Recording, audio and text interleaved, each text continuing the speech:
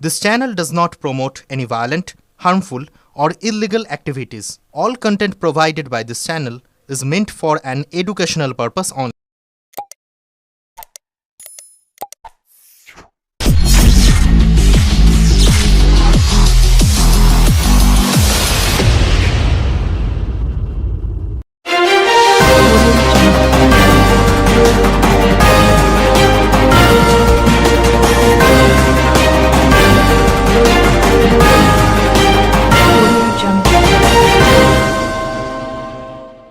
চিকিৎসা করাতে এসে ব্যান্ডেল থেকে নিখোঁজ বাংলাদেশি তরুণ, নাম নিলয় সাহা, বয়স 19।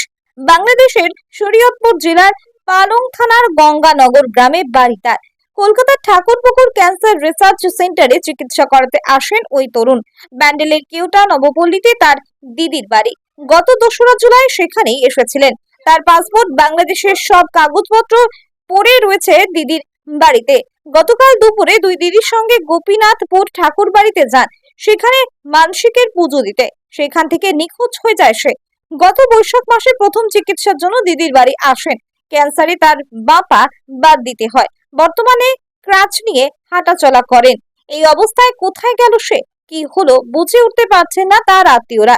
এখানে পথঘাট চেনা নেই, কোন ট্রেন উঠে অন্যত্র চলে গেল কিনা সেটা জানতে ব্যান্ডেল জিআরপি থানায় নিখোঁজ ডায়েরি করা হয়েছে। আজ চুঁচুড়া থানাতেও নিখোঁজের অভিযোগ জানানো হবে বলে জানিয়েছেন নিখোঁজ বাংলাদেশি তরুণের জামাইবাবু শঙ্কর নাগ। বাঙালিদের বাংলাদেশি বলে দাগিয়ে দেওয়া হচ্ছে বিজেপি শাসিত রাজ্যে। অভিযোগ রাজ্যের শাসক দলের। তার প্রতিবাদে আজ কলকাতা কলেজ স্কোয়ার থেকে ডোরিনা ক্রসিং পর্যন্ত মিছিল করবেন মুখ্যমন্ত্রী মমতা বন্দ্যোপাধ্যায়। জেলায় জেলায় হবে প্রতিবাদ মিছিল। এই আবহে কলকাতায় চিকিৎসা করাতে এসে ব্যান্ডেল থেকে নিখোঁজ হলেন এক বাংলাদেশি, জানিয়ে চাঞ্চল্য ছড়িয়েছে। ব্যুরো রিপোর্ট, আমার কলকাতা নিউজ। নিলয় সাহার নাম, বাড়ি বাংলাদেশ, গ্রাম গঙ্গানগর, থানা পালং, জেলা শরীয়তপুর। ওখান থেকে ইন্ডিয়ায় আসে চিকিৎসার জন্যে। সরোজগুপ্ত ক্যান্সার হসপিটালে চিকিৎসা চলছিল। পাটা কেটে মানে আপনার পয়লা বৈশাখের পরের দিনকে পাটা কেটে বাদ গেছে। বাদ দেওয়ার পরে আমরা বায়োপসি করেছি, সেখানে সারকোমা ক্যান্সার রয়ে গেছে। ডাক্তাররা সিদ্ধান্ত নিলেন একে ক্যামো দিতে হবে। 2খানা ক্যামো দেওয়া হয়েছে। দেওয়ার পরে বাড়ি চলে গেছিলো। বাড়ি যাওয়ার পরে এই মাসের 2 তারিখে এসছে। আসার পরে আবার ক্যামো দেওয়ার কথা আছে। আমরা হসপিটালে নিয়ে যাব। তার মধ্যে আমাদের এক আত্মীয় ছিল গোপীনাথপুরে বড়মার বাড়িতে আছে, পুজো দিতে এসেছিলো। ওখান থেকে 2 দিদির সাথে নিয়ে এসেছিল। দিদিদের বসে রয়েছে, তা গাড়িতে ও বসছে, বলে আমি গাড়িতে একটু বসি।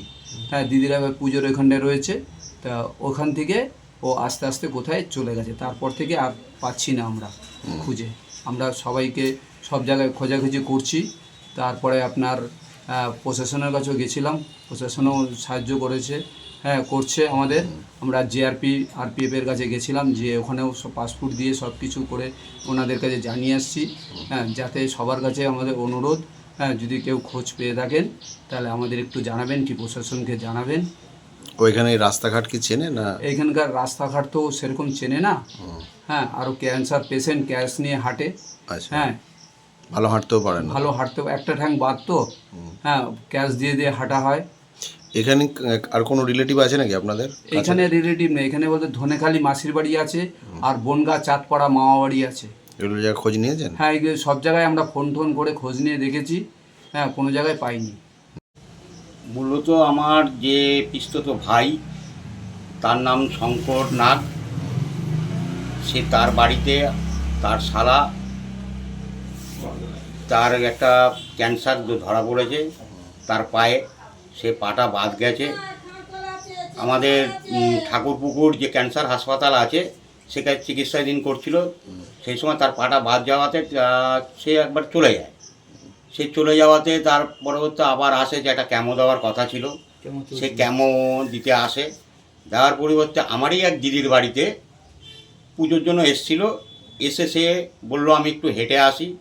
তারপরে সে বেলা 2টো থেকে আমাদের নিখোঁজ হয়ে যায়। আমরা সারা দিন সারা রাতও গেল খুঁজেছি, কালকে আমরা জিআরপি তারপরে পুলিশ প্রশাসনের কাছে গিয়েছিলাম। আজকে আবার মেন যে আমাদের চন্দননগরে যে ডিভিশন আছে সেখানেও যাব, জিজ্ঞেস করবো। কিন্তু আমরা হতাশ হয়ে যাচ্ছি যে বেচারি কোনো রাস্তাঘাট চেনে না, অথচ এক পা নেই। এখান থেকে বেরিয়ে যে কোথায় চলে গেল, কেউ যদি কোনো সন্ধান খুঁজ পান আমাদের অবশ্যই জানান। আবার আমরা পুলিশ প্রশাসনের কাছেও যাব, যতদূর সাহায্য করা করবেন। কিন্তু আপনাদের কাছে একটাই নিবেদন আমাদের, যে কেউ যদি আমাদেরকে দেখতে পান, এই যে তার ছবি, এই যে হচ্ছে ক্যান্সার পেশেন্ট, অতি শীঘ্রই আমাদের কাছে। আমার নাম বিশ্বজিৎ দত্ত, বাড়ি 1 নম্বর ব্যান্ডেল গান্ধী কলোনি। আমার ফোন নম্বর হচ্ছে, ভালো করে লিখে নিন, 7890980647।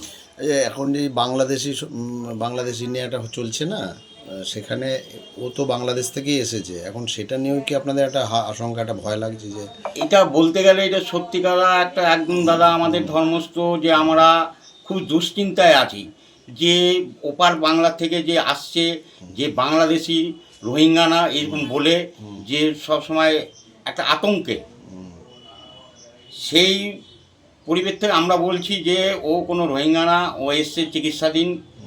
যত শীঘ্রই করে আপনারা যেখানেই দেখবেন ওকে কেউ কোনো টর্চার করবে না। আমাদের একটু ভিসা নিয়ে এসছে তো? হ্যাঁ, পাসপোর্ট ভিসা সব এসছে, মেডিকেল ভিসা নিয়ে এসছে, ওর চিকিৎসার জন্য এসছে, আর কোনো কিছু না। একা একা যাবে কোথায় ও? এইটাই আমাদের আশ্চর্য যে একা একা কোথায় যাবে, ও রাস্তাঘাট সেরকম একটা চেনে না।